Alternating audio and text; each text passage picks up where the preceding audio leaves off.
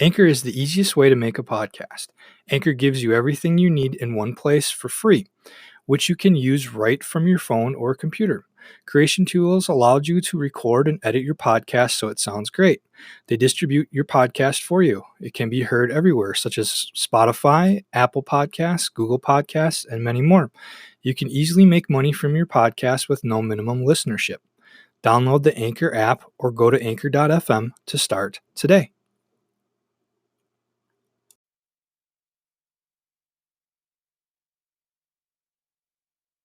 On today's podcast, I sat down and spoke with Brandon Rice. I've kind of intermingled with Brandon online through Facebook groups and chat. We became friends over Facebook, and then I recently got to meet him at a WPPI conference in Las Vegas this year.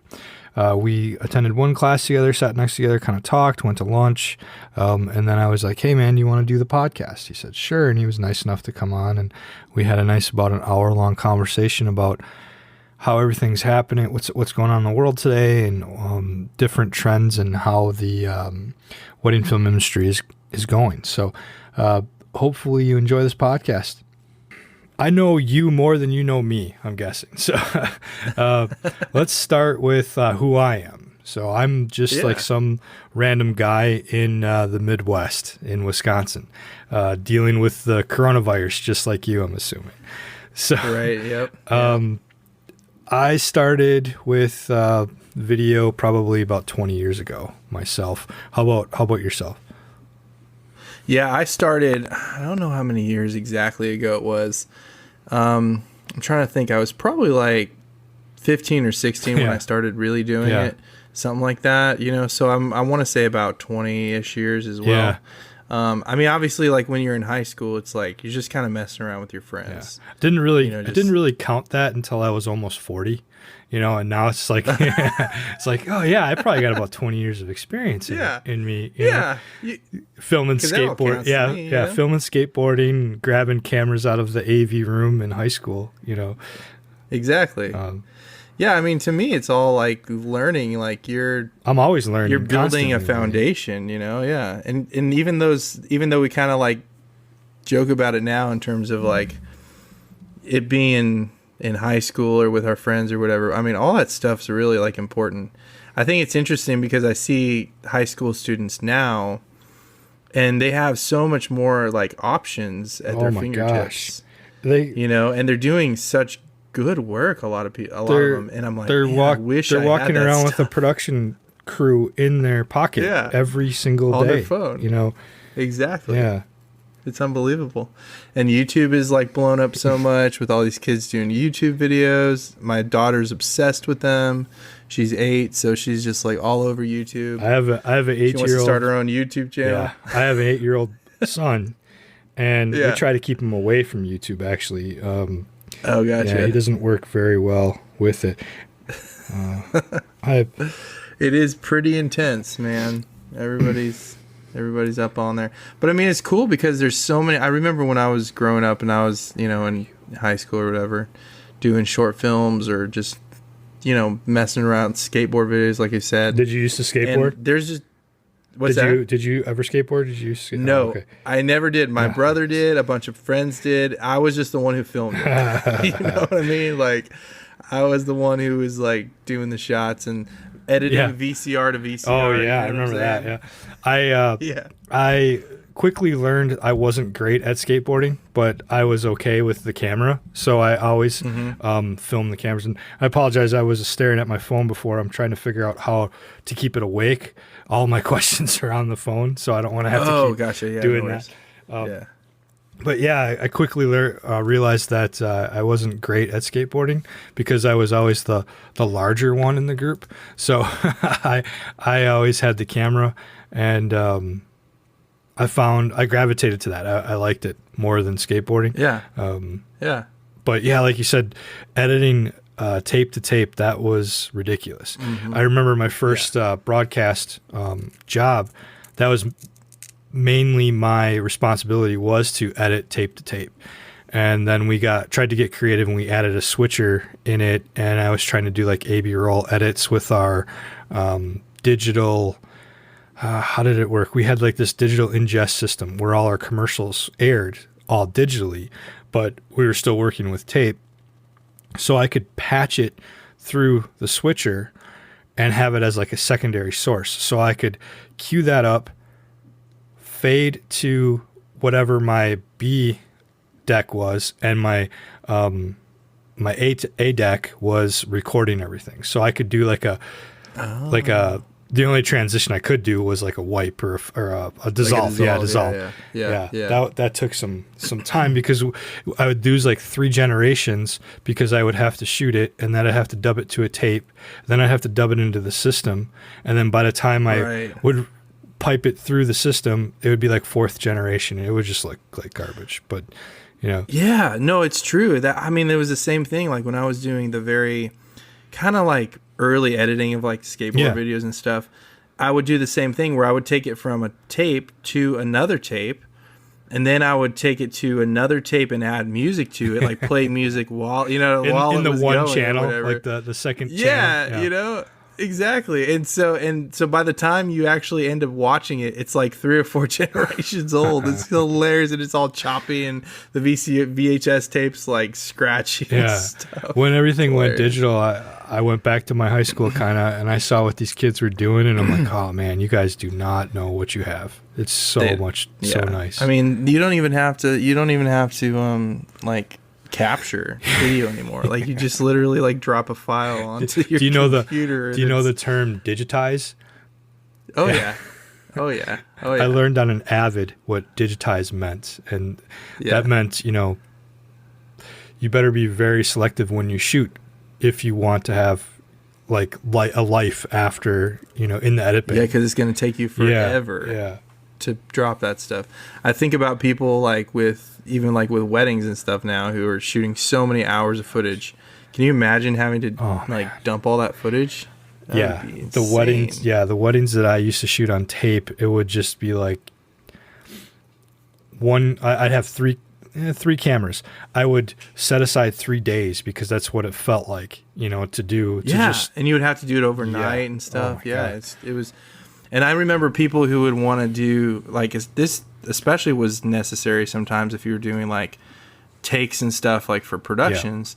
You would want to just digitize clips. Mm-hmm. You remember having to mark in and out points on your. We had a DVC Pro deck, and you would use the jog shuttle, and it would you'd mark your in and outs, and then you could digitize everything and just go walk away and go to like lunch, and you come back, and like for a 30-second spot, it would take probably a good half hour just to get all their clips. Long time. Yeah. And then sometimes you would come back and it would fail, and you would have literally none of it would be done. I mean, I'm sure you've experienced that. Yeah. I experienced that all the time. Or the computer would just like stop. Turn off, or Windows Update would happen, and you'd be like, oh, come on. I just wasted 3 hours of my life. You were like getting yourself psyched up to edit this like car commercial or whatever. You walk in the edit bay and nothing's there. Oh man. Or the worst part is when you would delete all the footage, and in Avid you could save the project to like a floppy disk, because that's basically all you had. Oh yeah. You'd save it to a floppy disk. You delete everything and you think it was good, and then the client would be like, oh, I need this revision, or I need this old spot from like 5 years ago. You'd go find a floppy disk, put it in, and supposedly it was supposed to save all your time code from the tape. The edit. Excuse me. And supposedly when you open up the project, you were supposed to hit, I can't remember what button it was in Avid, but it would automatically scan the tape and bring in everything in from the time find code. it. But that never worked. As long as you put the right tape in that matched. Yeah, but it never. The time code never worked. Even if the time code was right, it would never work. So I ended up like doing it the kind of, I don't know, probably the not the good way, and I would literally never delete my footage because I would not want to have to go back and do that. So did you just push it off to like an external drive or something like that? Yeah, I would just buy external drives and that's put it on. That's there. what I've been doing, and thankfully, that I do that now too. But I mean, thankfully, like technology is so much better now that it is so smart. It finds the clip, it finds the time code. I mean, people don't even realize how 15 years ago was so different. You know, it's insane. It's insane. So like how just different it is. So you recently switched to Final Cut Pro, am I right? On that? Yeah, and I did. At the same time you switched to Final Cut Pro, I switched away from Final Cut Pro and went to Adobe. And it wasn't a preference thing. I recently just got a new job in broadcast, and I use the Premiere Suite like 8 hours a day. And I'm just getting so old to the fact that I can't train myself to work proficiently in multiple softwares. I tried. Like going back and forth. I tried. I tried to switch the hotkeys and everything. I couldn't do it because it just worked so differently. And you know, my company's not going to switch to Final Cut Pro, so I was just like, well, for efficiency's sake, I'm going to do that. But what made you switch from Adobe to Final Cut Pro? I mean, I know why I like Final Cut Pro, but what was your reasoning? Yeah. Well, yeah, and because I went from I used to edit on Avid actually. Oh, sure, okay. And then I went from Avid to I'm trying to remember. I think I went Avid, Premiere, Final Cut, 7? Premiere. Final Cut 7 probably. No, actually it was 10. Oh, 10. Because I was editing on Avid for a long time. So yeah, I went to Final Cut 10. Then right when it first came out. Okay. And then I went back to Premiere because it felt a little bit more normal to me, like more like Avid, you know? And then I was getting so fed up with Premiere, crashing all the time. Like I just couldn't. I mean, I was losing work all the time. Yeah. I mean, even with autosaves and stuff, I was still losing work, and it was just so frustrating. It was so buggy. Especially on my laptop. Yeah. On my desktop, it wasn't as bad, but on my laptop, if I was mobile editing, it was just almost, especially when I switched all the 4K with GH5s, like it was way too slow on my laptop. And then I switched back to Final Cut, and they had made some improvements and stuff since I'd used it before. And it was like, it's so good. Even on my laptop, I can edit 4K videos. I mean, not super long videos, but you know, like wedding videos and stuff. Like I can edit them on my laptop, no problem, and it's really fast. The greatest feature that I wish Adobe could figure out or just steal straight up from Apple is the not having to save.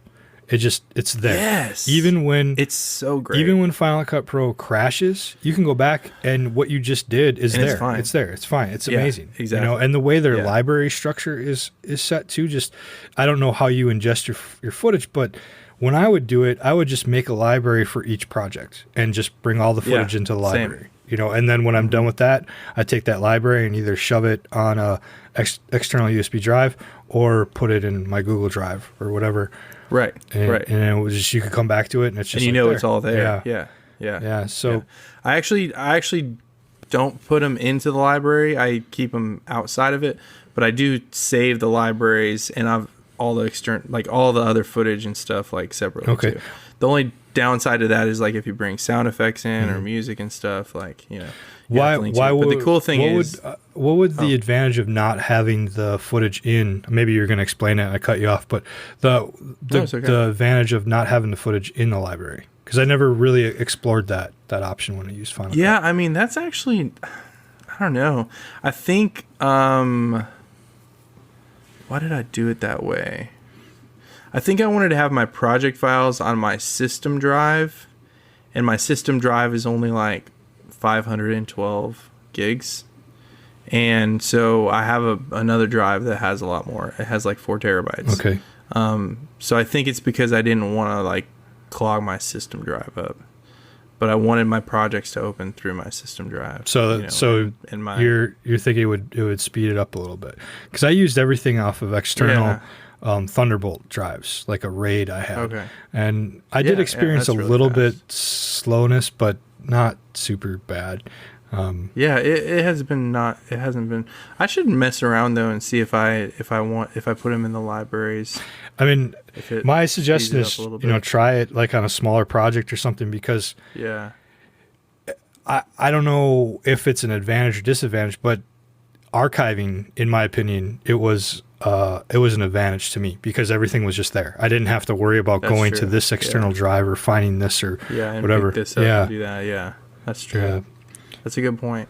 Backing it up would make it that much easier. Yeah. And all I did was I just let my, I got to the point, and I'm doing it now with my PC. I just let Google Drive back up the entire thing because I have a unlimited Google Drive, and it just gets all sucked up there, so. That's smart. That's really smart. I like that. That's a good idea. I'm going to check. Do you have unlimited? On my Google? Yeah. I don't know if I do or not. Okay. I'm not sure. I haven't. The trick behind it. I use Backblaze for my there you backup. Go, then. Yeah. So, which is That'll really work. good. Yeah. The only bad thing I found about Backblaze was if you take the hard drive off, if it's missing from your computer, like 30 days. Yeah, you have to connect them each 30 days. So yeah, that is one downside to it. I will say this though, I have these 3 drives always on, and like basically I'm looking here, like I have projects all the way back to 2017 on these drives. So like I have basically 2019, 18, well some 2020 because I have one wedding from there, but 2020, 19, and 18, and some 17s are still on there. So I have really big drives that I have connected here. So it keeps it all backed up. How much is it backing up right now? Let's see how much it backed up. Like 13 terabytes of footage. It's backed up. So what really got you into weddings? So we kind of talked about our past in tape. Yeah. And were you ever in broadcast, or did you just kind of? No, I honestly, my path to weddings was really like I did a lot of short films with friends, growing up. I transitioned into doing some more serious projects with some of the same friends, actually.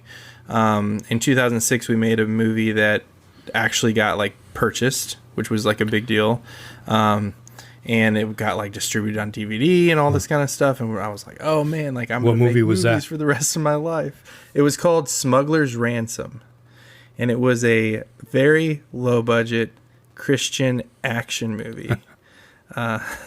Very low budget about an assassin in the Cold War. So definitely not on my radar in 2006. That's for sure. It was on ours, and we saw a little opening in the market, and tried to jump in there, and I mean we made it and profited off it, which is that's good. Pretty big deal for 20-year-old kids. Did you star in it too, or did you? No, did all the, I did all the posts and stuff. No, I was co-director, co-writer. I shot it, edited it, and basically produced the whole thing too. So it wore lots of hats. Yeah. So I mean, on those low budget things, I mean, you have to. Yeah. We shot it on the Panasonic DVX 100, the old school DVX 100. I'm trying to picture what that looks like. Still had the mini DV tapes. Yes. And everything. Yep. Okay. Yep. It was the first camcorder that shot 24 frames per second. Oh, really? Okay. Yeah. I had a Canon GL1. That was my first camcorder. Okay. Yeah. I mean, those were kind of around the same time period, I think. Yep. Like that's why I'm trying to.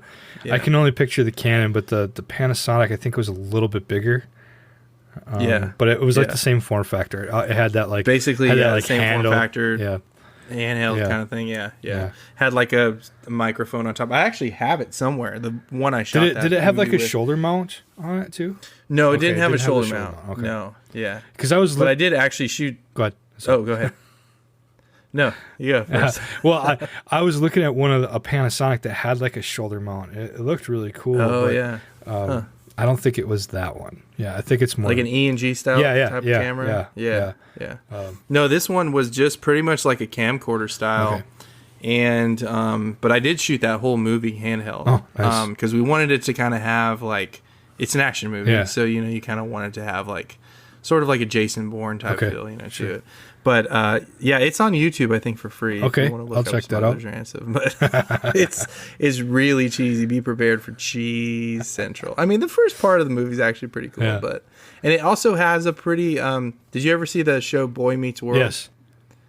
So it has Mr. Turner in it. He's the star of the show. Oh, he was the teacher that drove on the bicycle, or not the bicycle, the motorcycle. Okay. Yep. Yeah. Oh, nice. So it had him as the lead star in the movie, which was really cool. So we had serious actors in it, everything. That's cool. So yeah, and then I did a couple other films, kind of in the same like faith-based Christian vein, not necessarily action movies. They did actually fairly successful too. But then I kind of, in one of those projects, I kind of lost my appetite for making movies just because like there's a lot of politics behind the scene that I like didn't like. And it just kind of turned me off on the whole making movies like idea. Yeah. I mean, it's just a bad experience, and so I stopped doing anything, like just stopped altogether. And I had a friend who kind of asked me to mentor him a little bit because he was like probably 5-6 years younger than me. And so I was kind of teaching him like what I knew as far as like filmmaking and stuff. And he started shooting weddings as a second shooter. And so he reached out to me. This is a couple years after I stopped kind of doing filmmaking, period. I was kind of like, I'm done. I don't really want to do that anymore. I had a totally different job. And he said, hey man, like you want to come help me out on a wedding? And I was like, what?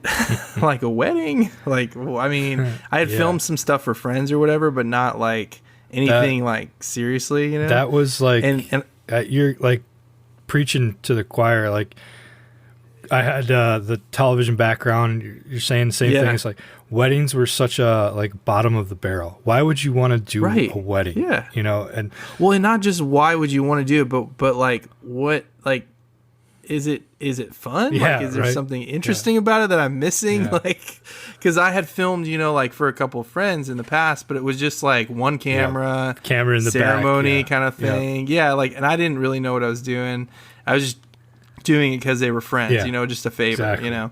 And so I was just like, okay, well, sure. Like I have a camera, I had like a 5D Mark II or something, and I think one lens, right? And I was like, I guess if this is good enough, like to second shoot with you, I'll second shoot with you, And he's like, yeah, you can use some of my lenses and stuff. And he had like a 60D, I think, Canon 60D. And so we went out and shot this wedding, and man, I did horrible. Like I didn't think about having a tripod or a monopod, and I'm like shooting handheld with the 5D like all day. Yeah, and it was so shaky. Nothing was stabilized. I was like, this is not what I thought this was gonna be. So you thought you could just walk in like a photographer and just start rolling. Just go, yeah. I had no idea. Or like I did with the movie, with the like a camcorder style camera, But even that was way different because it's got some weight to it and stuff.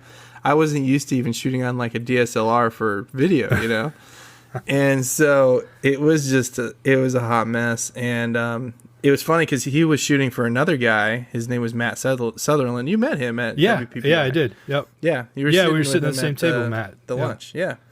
So he was working for Matt, and so by definition, I was working for Matt. And the next week, Matt reaches out to me, and I'm like, "Oh no, it's gonna be horrible!" Like, because that footage is so bad. And he gets on the phone with me, and he's like super nice, and he was like, "Brandon, like, you need to put the camera on a tripod." I was like, okay, I read you loud and clear, man. And he said, hey, do you have any other dates available later in the month? And I'm like, what, you want me to work for you again after I just delivered terrible footage? I'm sure there was like a usable shot in there somewhere. Yeah, it's funny because we like, when we saw each other a couple weeks ago at WPPI, we were joking about it. He's like, they love their video. Like, it was fine. Like he was like, you're way too hard on yourself, but it was really bad. Yeah. So he ended up hiring me, and he actually let me second shoot with him, and he started like teaching me how to shoot a wedding, like, cause it's so different than anything else, and so he had been doing it for like 10 years at that point. So he knew exactly like how to do it. Yeah, and so I just basically started learning from him. There's no second take, definitely. I learned that quickly. There's nothing you can do over. I mean, maybe a few things you can do over again, but there's those certain points of the day you can't. It's just like, oh, you cried. Can you cry again? You can't do that. Nope. I missed it. These aren't actors. Yeah. Exactly. Yeah. So I basically learned from him, and then like kept second shooting with him, and eventually I was lead shooting for him. And then I ended up moving out to Tennessee and starting my own company at that point. and then just went from there. So I mean, that's kind of how I got into it. And it kind of gave me like I don't know, like rejuvenation for like filmmaking in a way, because it was like, oh, this is fun. Like, and not only is it fun, but like people really love the product. Like, and there's not a bunch of political red tape behind the scenes like that you have to deal with when you're making movies. You know what I mean? Like, there's so much more creative freedom. As long as the client likes it, it's good. Yeah, you know, you're good. Yeah, it's like you literally have like a committee of 2 people, you know, the couple, essentially at the end of the day, which is great. So I don't know. I've found such fun, creative freedom in making wedding wedding films, and like, I don't know. I've grown so much as even just a filmmaker. Even after I started shooting weddings, I've shot some other short films and stuff, and I realized how much I learned in the process of shooting weddings, how it translated to others. I've talked to so many people with your almost exact same, you know, not exactly, but exact same backstory. You know, I did this one thing, thought weddings was not necessarily saying beneath them, but beneath them, you know, and then they go and do it, and they're like, oh yeah, this is pretty crazy, you know, or it's too stressful for me, I could never shoot a wedding. I love those people. I was like, well, just come shoot a wedding with me once. We'll see how it goes, you know. And I had a buddy that was like that a couple years ago, and he's like, I can't shoot a wedding, but so I had him come. I'm like, just come with me. So he was a really talented filmmaker, and he's really nervous. He walks up to me and he's like, well, what do you want me to do? And I'm like, well, we don't have to get in there for another like 20 minutes. Here's my gimbal, balance it for me, you know. And I didn't know he knew how to use a gimbal, but I'm like getting all my gear ready and everything, and just to calm him down, just gave him a task to do. And he comes back 2 minutes later. He's like, oh, it's balanced. Here you go. I'm like, all right, you're my gimbal man today, because you know how to use a gimbal. And, you know, he liked it so much, he came the next week after to do the next wedding, you know. Okay. I don't think he's done one since, but he seemed to like it. It was interesting to watch that progression. Like, he liked getting the shots, different shots. One thing he came up to me, and I'll never forget this, is he was a Jehovah's Witness. So if you know anything about that religion, he's ex-Jehovah's Witness. But if you know anything about that religion, they don't really do weddings. They don't do social gatherings much, you know, anything like that. So we were doing the first dances, and the bride danced with the father, and he's got the gimbal, and he's like, you know, doing a bunch of cool moves, and he comes up to me and he goes, I don't have to do this for everybody, do we? He's like, and I'm like, well, she's just going to dance with the dad, and then she dances with the groom. Right, he's like, oh, good. I thought she was going to have to dance with everybody here. It was like 400 people. He didn't understand. He thought that she was going to do a dance with every person. That's funny. And I'm like, no. It's just the two people. He's like, oh, okay, great. My back's killing me. I can't hold this thing anymore. He's great. Like, I don't want to be your gimbal man anymore. That was hilarious. I'm out. Yeah. And since then, I don't really shoot with a gimbal that much anymore because of my back. It's just too much. Yeah. It's a big part of my toolkit just because use the gimbal now. I like the way the style is. Yeah. I like getting a lot of wide shots, and there's something about the motion of it that I like, especially if you're coming up under something, you know, where you can kind of like reveal it or whatever. But I mean, I would shoot all day. That was like my main camera. Yeah. You know, there's this time and place. You know, but I would shoot all day. Like, I'd have it on a monopod and, you know, the gimbal the entire time. Yeah, no, I couldn't do that. Yeah, that would wreck me too. Yeah, I'm basically going back and forth between a handheld camera and the gimbal. Yeah. You know, handheld monopod. Most of the time. And I have it strung across my shoulders, my handheld camera. Nice. So then I can have it all the time with me, you know. So. I actually bought a new strap at WPPI. I didn't realize you could buy things. That's like how green I was to these conferences. And they have good deals too. Yeah, it was really good. I bought a Rapid. I don't remember what it was, but the Rapid release one. It was like a leather strap thing. I don't know. Okay, but it was cool. So, awesome. I know you shoot mostly by yourself, right? Yeah. So I do. What's that process going? You know, I can't shoot by myself. I know that. I've figured that out. And I'm sure there's some sort of, I always feel like I'd have to sacrifice something. So, and I've seen your films. It doesn't seem like you sacrifice anything really. So how do you do it? What's your process behind that? Well, I mean, it takes a lot of planning. I think that's one of the biggest things for me. And I like to plan anyway, which is a good thing if you're going to shoot by yourself. Talking to the couple, explaining to them, hey, like, there's only one of me, so through the process of doing the timeline and stuff, let's make sure I can get everything I need, you know, and really being intentional about that with them. I was actually just on the phone like last week with a couple that's coming up here in about a month. Hopefully. Fingers crossed. Hopefully. Yeah. They have an actually really small wedding, which is great. It's like just immediate family. So I'm expecting it will be fine. But, yeah, we were talking about the timeline, and I was basically like, they were talking about all these, you know, cushions and gaps and stuff. And I was like, well, that's great. 'Cause then I can go over here and get drone footage, and I can go over here and get shots of the guys, like, because I wasn't with them in the morning, you know, like stuff like that. So I fake some things because you can't be two places at once, you know, like I'll usually be with the bride, you know, if it's a bride and groom, I'll usually be with the bride at the beginning of the day. And then usually whenever we all meet at the same location, I'll get some shots of the groom. Get him like adjusting his tie and all that stuff. Okay. Gotcha. Yeah, and then like a group shot maybe of everybody doing something, you know, things like that. And then also like, I think last year I was like getting to a point where I was like, man, I'm shooting everything the same, like a lot of things the same way, right? But I realized as I've been kind of doing some rebranding and remessaging on my website and stuff, and I was realizing that it's actually fine, like if I shoot stuff the same way, like. There's going to be differences in every wedding no matter what. But if I've got like stylistic choices I make because I like them and they work for my films, it's fine. Well, like, and your consistency too. You know, you're providing the product. You don't want one film to look one way and another film to look the other way. Completely different. Yeah, I'm there. I'm there with you. Like, I'm trying to make that decision too. Do I want to shoot this way? Or, I mean, my shooting is basically one style. The only style I know how to do, really. But yeah, I totally feel what you're saying. Like, you know, if you shoot it the same way, you gravitate to a certain client, you know, so. Right, exactly. Yeah. And I like that too, because I want to lean into that style more. I think last year I was a little nervous about it, but I think this year I'm like, you know what, this is what I do, and I'm fine with it, and I'm just going to like lean into it.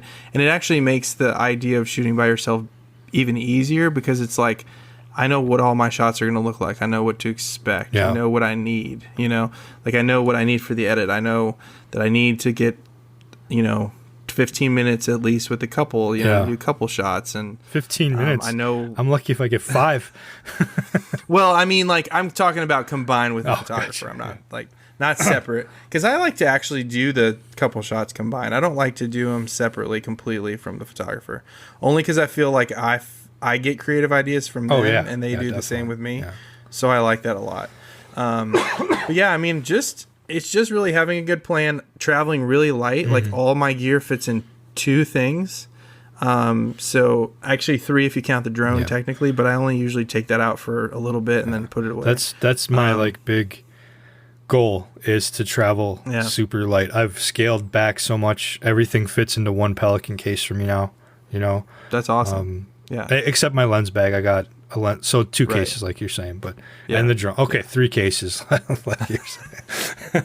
So I have a tripod case, which holds my light stands and my lights too.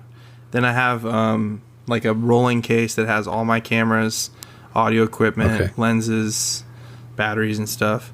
And then I have the drone. So those are the 3 cases. I don't have any cases for a tripod. What do you recommend?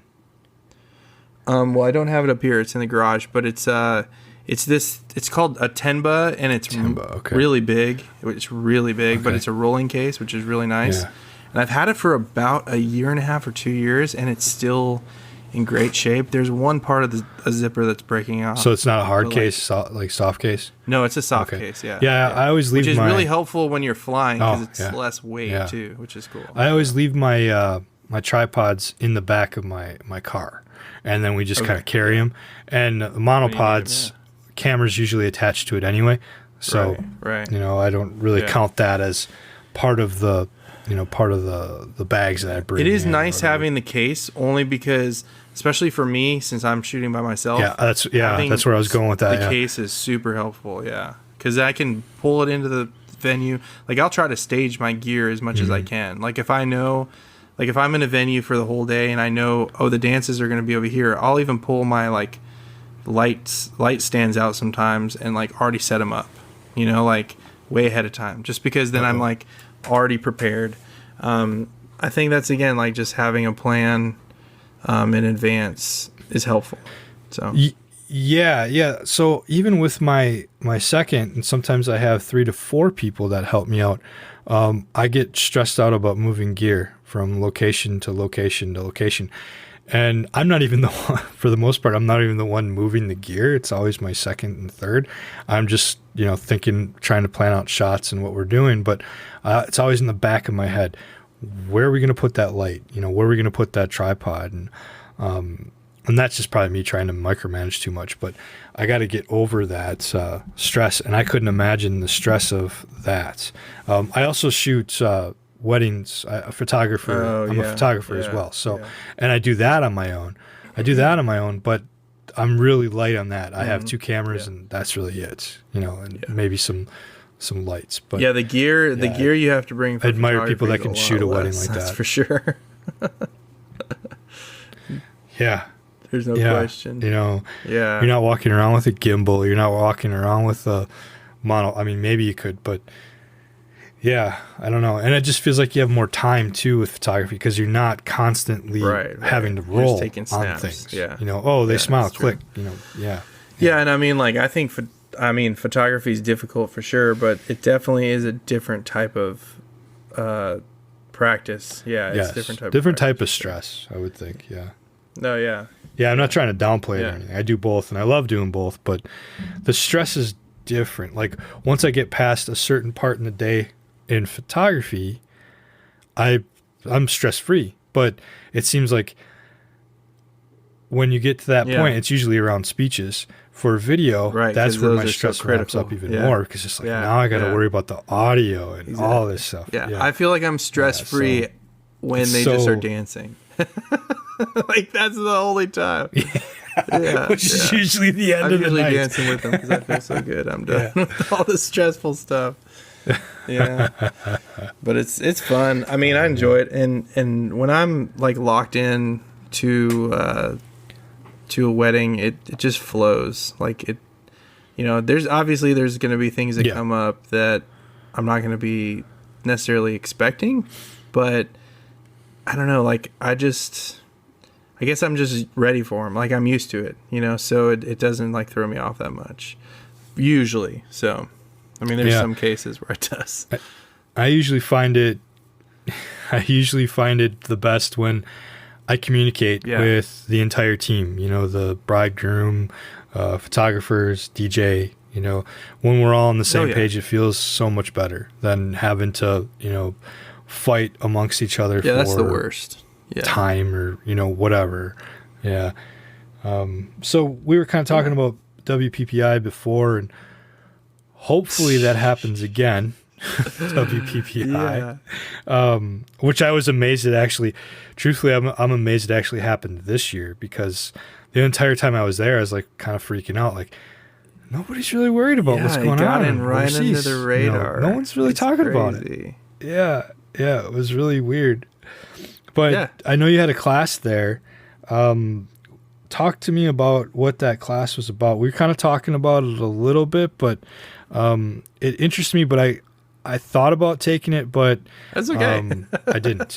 So, and I know you recorded it, so we can put a link on in the show notes. Yeah, it was basically it was talking about stress, the things that cause stress during a wedding. Yeah. Like it was the title of it was specifically how to control the chaos and make beautiful wedding films. So it was basically trying to hone in on things that cause the stress that you would have. And I basically kind of crowdsourced the class in the sense that I reached out to like the online community, especially of wedding filmmakers, and said, hey, what are like things in a wedding that make you the most stressed out? Like whether that's moving gear around, whether that's having the first like, right now. Coronavirus. Right? That's true. I didn't talk about that in my class. Wash your hands. Wash your hands. Wash your hands. Oh, man.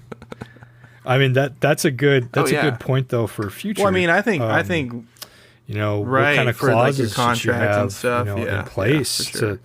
and because you look at all those, you know, all the Facebook groups and stuff. That's what everybody's talking about. You know, I got a canceled wedding here, and you know, what do I do? And, yeah, I've been really lucky because it was interesting because my spring and summer was really light, and I was kind of freaking out about my bookings.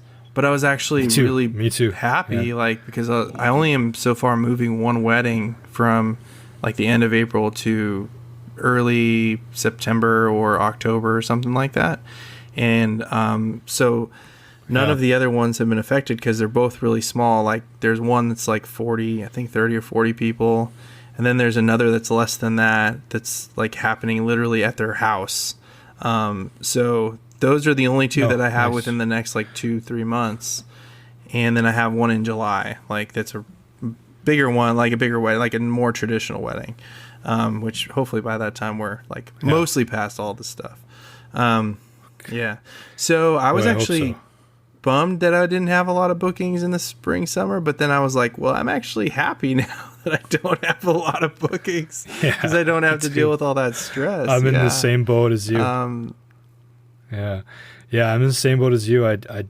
My first wedding is the end of May. I had one in February, but my first wedding is end of May, and hopefully, you know, fingers crossed, everything. Because that's still like fine, 2 months away, you know, and then I ramp up for my summer. Exactly. So I'm like just kind of taking it day at a time and not too worried about it. It's affecting a lot of people, unfortunately, and like I'm just hopeful that people. Because I was actually talking to I think it was my fiance a couple of days ago. I was like, I don't understand people that want to cancel their wedding. Like, if I put all that work, like, because we're getting married later this year too in November. But if you put all that work into it, like planning, getting your vendors, like why would you want to cancel it? Like why wouldn't you want to like find another date that works because you put all that work into it? Like get something you don't want else to just that like works have for that you. beat for nothing. You know what I mean? So I'm hopeful. It sounds like most people are rescheduling, which is good. That's what happened with the late April wedding I have. It's going to just reschedule because they had a lot of people coming in from out of town, like elderly people and stuff. So they didn't want them to have to fly and all that, you know, kind of thing, which makes sense. So I was like, let's reschedule it for the fall or something. So. And I've really been thinking about live streaming too. I don't know what the value of that would be at this point, but if this continues, rent a Sling Studio, you know, and stream it that way. I've thought about it. I've talked to a couple of my clients about it already, but they're not till like September, so I don't have to really start worrying about that yet. But you know, hopefully. Well, live streaming is something that I think a lot of people are going to start wanting anyway. Yeah. Honestly, so especially as people are doing that more and more. Yeah, even if. Yeah. Well, I didn't want to keep talking about the negative things in our society right now, but I saw that you're doing something with Firefly. Yeah, we're doing like a tomorrow, little, right? I guess it's a bunch of us. We're doing just like I think it's tomorrow. Basically, we're going to just kind of talk about like what's going on with, you know, the virus, obviously. Yeah. And Q&A like, what are people experiencing? Okay. Sure. Cancellations. How do we deal with it as professionals without losing business, because you don't want to lose the business, you know, you want to retain it and also not make people upset. So I've found with this whole thing that it's like this fine line. You have to acknowledge that there's craziness going on, but also try to normalize it as much as possible, like, and not add to the hysteria. like in your communication to your clients and stuff, you know. Yeah. And try to be as business as usual about it without, because like I think sometimes people jump to like we need to like make sure they know it's okay. Yeah, like we like need a fix it or solution whatever. right away. It's like, well, let's just like take it one step at a time. Like, okay, you know, like, are you thinking about rescheduling? Then we can talk about that, you know, and never use the cancel word. You know, like you never use that word. Yeah. Let's talk you off the ledge first, and then and I mean, because everybody right now is hearing so much like fear and hysteria and all that. It's like if we can be more the voice that kind of grounds people, you know, and just is like, all right, cool, yeah, like tell me what's going on, like I'm here to help you, kind of thing, you know, like, and let them kind of like get all that out, and then try to work with them to find some solutions, you know. I think that's the best. I mean, even in life, I feel like sometimes that's the best thing. Sometimes people just need to like talk it out. So, you know what I mean? Let's settle down. Yeah. Yeah. Definitely settle down with everything. Well, Brandon, it was great talking with you. And meeting you this past couple weeks. That was great. Totally was not going to go to WPPI, but a few people, like convinced me. Paul, he's great. Santiago convinced me, and then, I know I was going to come over by you guys and talk when we went to lunch that day, but Matt goes, come sit down here, and I didn't want to be that guy and just walk past and go, no, I'm going to go sit with the cool kids. Well, man. I mean, he's pretty cool too, so you got to sit with a cool guy. Yeah, that's awesome. Where can they find you, Brandon? My website for my wedding films is brandonricefilms.com, so super easy. And then you can obviously find that on Facebook, Brandon Rice Films. Instagram is Brandon R Films, so you can find me on Instagram, and you can also just hit my personal page up if you want to, Brandon Rice.